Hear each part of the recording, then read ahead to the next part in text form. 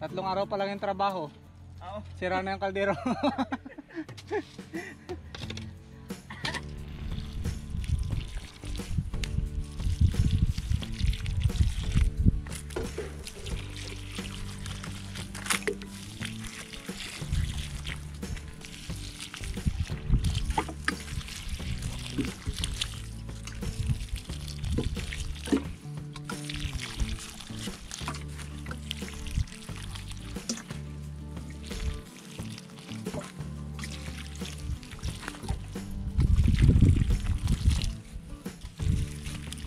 Ayan, magandang araw po mga kabukids. Ngayon po ay pang-apat na araw ng ating pagpapagawa ng ating bahay kubo.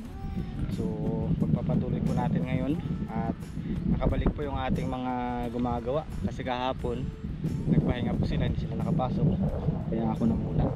Pero ngayong apat na araw na pang-apat na araw ay nakabalik po sila, dalawa ulit sila. So ayan, gumagawa na po sila doon at ako naman nag-aasikaso po muna nitong ating mga kamatis. Malalaki na po yung ating mga tanim na kamatis. So nakaano na rin pa ako dito, pangalawang abono na kahapon, kaya medyo gumaganda na yung kanilang sibol. Ayan, oh.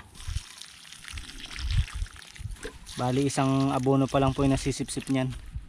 Yung pangalawa wala pa, kahapon pa lang Tapos didiligan lang po natin ngayon at nang hindi malanta sa init ng araw. Kitang kita na po yung ano natin, mga tinanim, nagbiberde na sila, gumaganda na yung dahon. Kasi nung unang tanim natin medyo nalanta sila, ngayon nakaka-recover na. So ayan, kita na sila.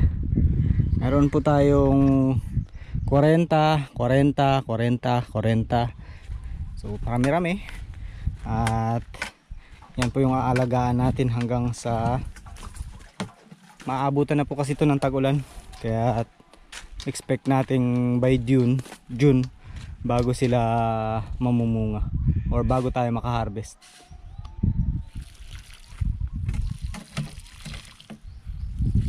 Alam mo kung bakit natin dinidiligan? Para magtubo. Para hindi malanta, para meron silang masip-sip na Tubig. Ikaw ba kailangan mo rin ng tubig? Para ano? Para saan ba yung tubig? Para makaigop din ako ng tubig. Para Makaigop din ng tubig. hindi matuyo ang katawan mo. Ganon din ang halaman. Hindi payatot. Oo. Ganon din ang halaman. Kailangan din nila ng tubig. Dami mo muna.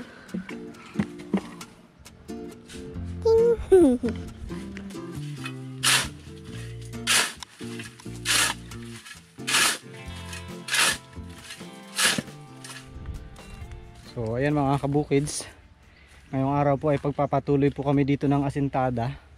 So nung nakaraan nasimula na po namin dito sa baba, pinakababa. Ngayon naman po ay pagpapatuloy natin hanggang tumaas.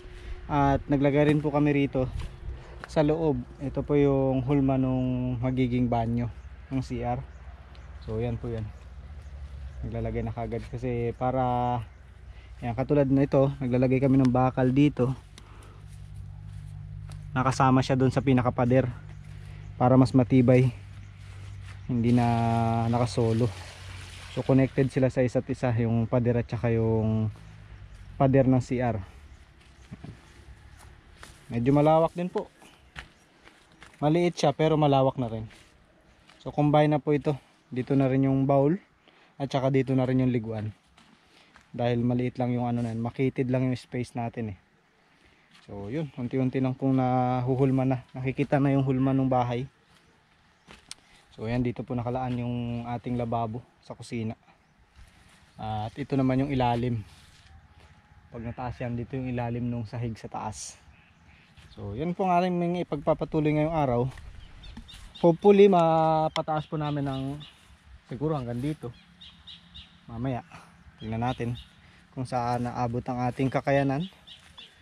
At unti-unti lang dahil medyo mainit din, mahirap pilitin kung anong abutin natin. Ito, for today, pangalawang halo na po namin to. Ayan na oh. Paganda na ng paganda. Ito yung kagabi na hinukay ko.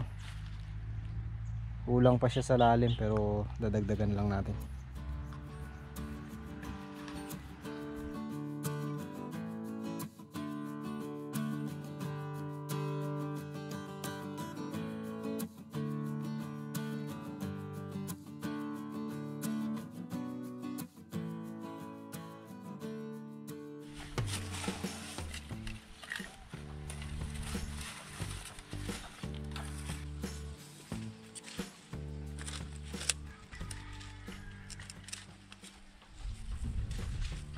Nakikita na yung kulmo ng pintuan ng CR.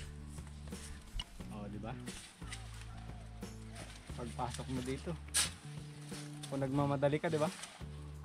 Pasok. Pasok ulit. Nagbaba na rin to. Bumaba na. Natanggal yung tukod. Tupuran natin. Malakas yung hangin kanina. Okay. Diba? Kain.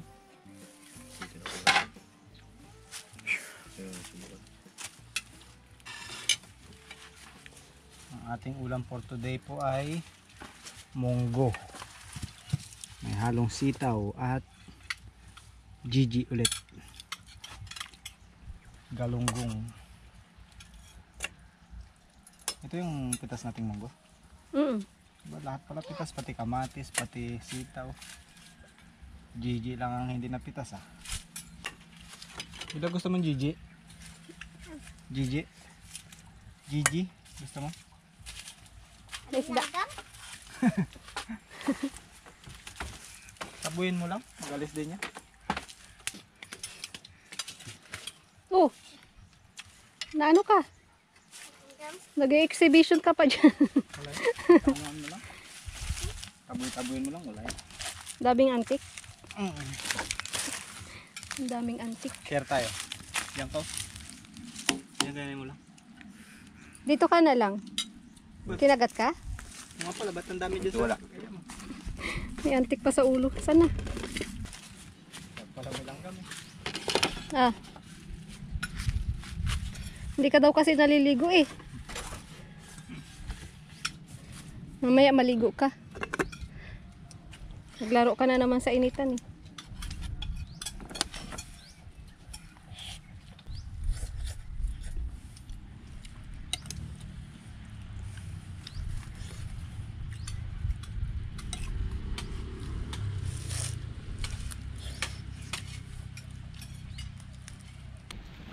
Busog na ako. Ang maiwan, siya magligpit pa rin. Ang nauna, naiwan pa rin. Una at huli.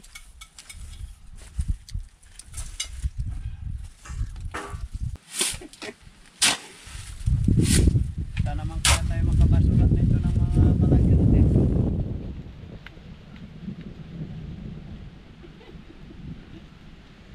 Nasira na ating kaldero. Pang ano pa lang to, di ba kuya? Pang 3 araw? Ang? 3 araw pa lang yung trabaho. Oo. Sira na yung kaldero. Lugi sa kaldero.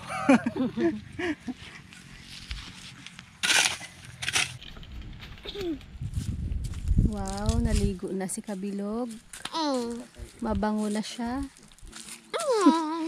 Ba't di ka natulog? Kasarap-sarap matulog eh. Pupwet sana ako, pero mag-apunta pa ako. Ano bang gagawin mo dito? Ha? Wala. Magpakulit? Magpapakulit ka lang eh. Dapat natutulog ka. Kasi pagtanda mo, hindi ka na makakatulog sa tanghali. Magtatrabaho ka na.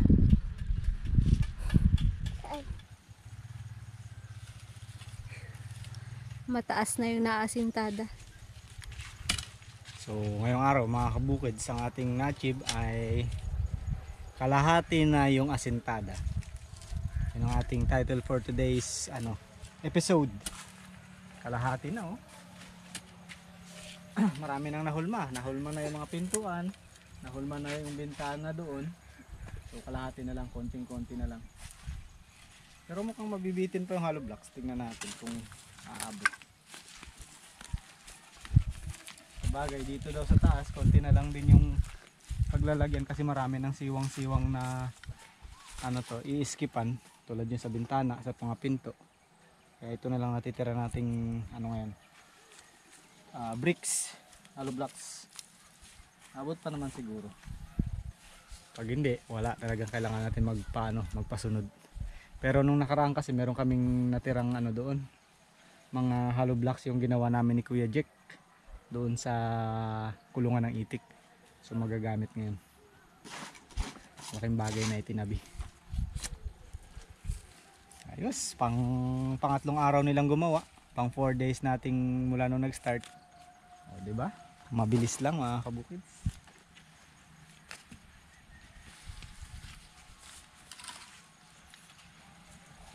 Mukhang malawak din sa ano, no? Sa video, no?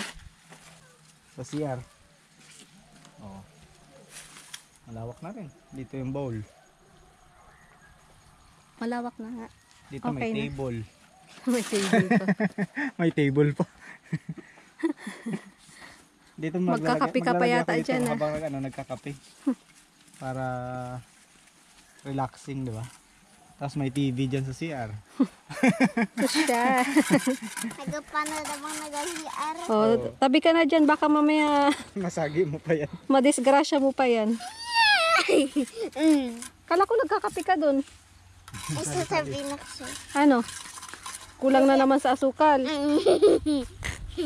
Kape kuya? Yan, ano, parang ganyan lang gagawin sana, oh. Ano ba, ito yung lababo. Tapos diretso pa yung hollow block siguro. Mga ganyan. Mga dalawang patong. Mga dalawang patong. Tatlo siguro.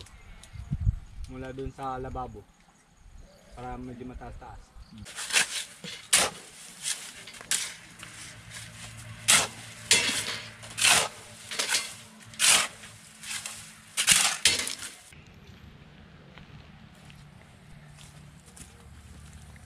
House tour.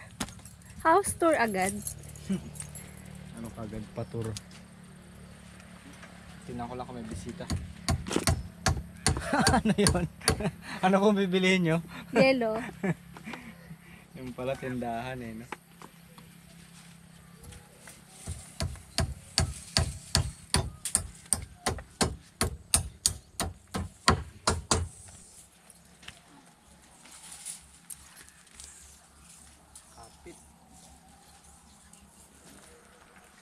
Kapit ang ating mga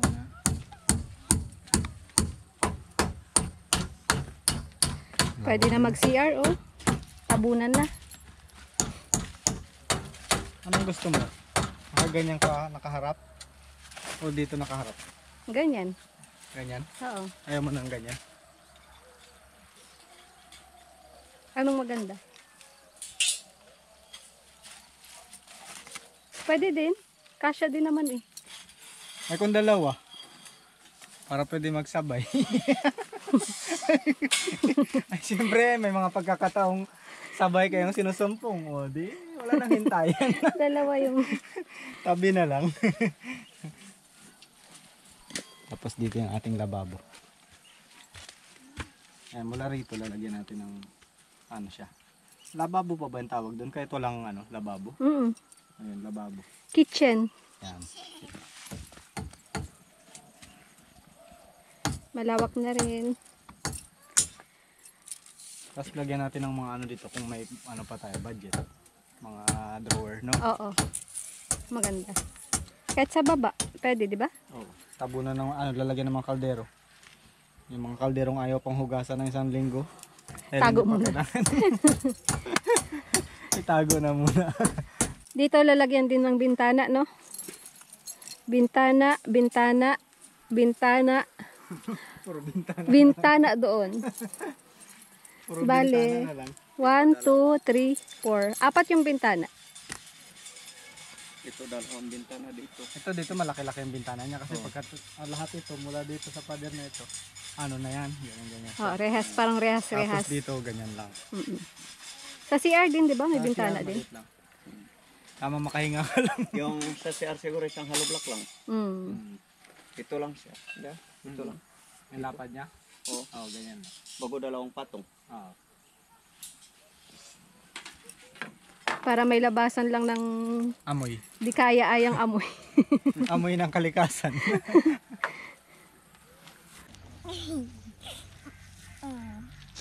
Lagot ka kay mama mo. Kakaligo mo lang, nagdumi-dumi ka na naman. Ipapagpagan ko din yan.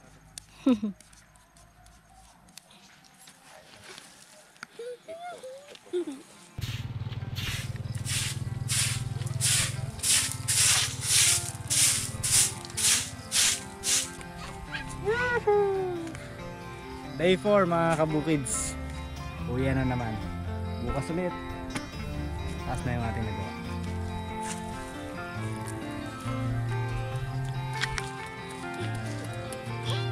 Babay na. Bye-bye.